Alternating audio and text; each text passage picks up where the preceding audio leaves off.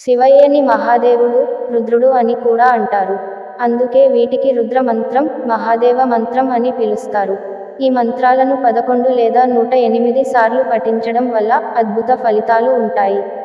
విజయం, సౌభాగ్యం వెతుక్కుంటూ వస్తాయని, అన్ని కోరికలు నెరవేరుతాయని చెబుతారు.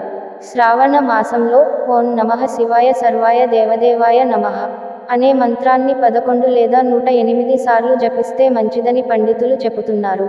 దీనితో పాటు శివాష్టకం, శివ స్తోత్రం, లింగాష్టక స్తోత్రం, బిల్వాష్టకం, చంద్రశేఖర్ అష్టకం, ద్వాదశ జ్యోతిర్లింగ స్తోత్రం చదివినా, విన్నా సంపద, శ్రేయస్సు లభిస్తుందని పండితులు అంటున్నారు. ఓం నమః శివాయ అనేది అత్యంత శక్తివంతమైన మంత్రాలలో ఒకటి. నిత్యం ఈ మంత్రాన్ని 108 సార్లు, లేదా 1008 సార్లు జపిస్తే విజయం లభిస్తుందంట. ఇక అనారోగ్య సమస్యలతో బాధపడుతున్న వారు మహామృత్యుంజయ మంత్రం జపించడం మంచిది. ఈ మంత్రం కారణంగా అనారోగ్య, ప్రమాదాలు, మరణ భయం నుంచి బయటపడవచ్చు. చాలా మంది నిత్యం పూజ చేయడానికి సమయం ఉండటం లేదని చెబుతుంటారు. అయితే శివయ్య మాసన పూజ చేసినా సంతోషిస్తారంట. మానసికంగా పూజ అంటే నిత్యం అతడిని ఆరాధించడం. ఖాళీ సమయంలో మనసులో ఓం నమః శివాయం అంటూ జపించుకున్నా మనకు సంపద, ఐశ్వర్యం లభిస్తాయి.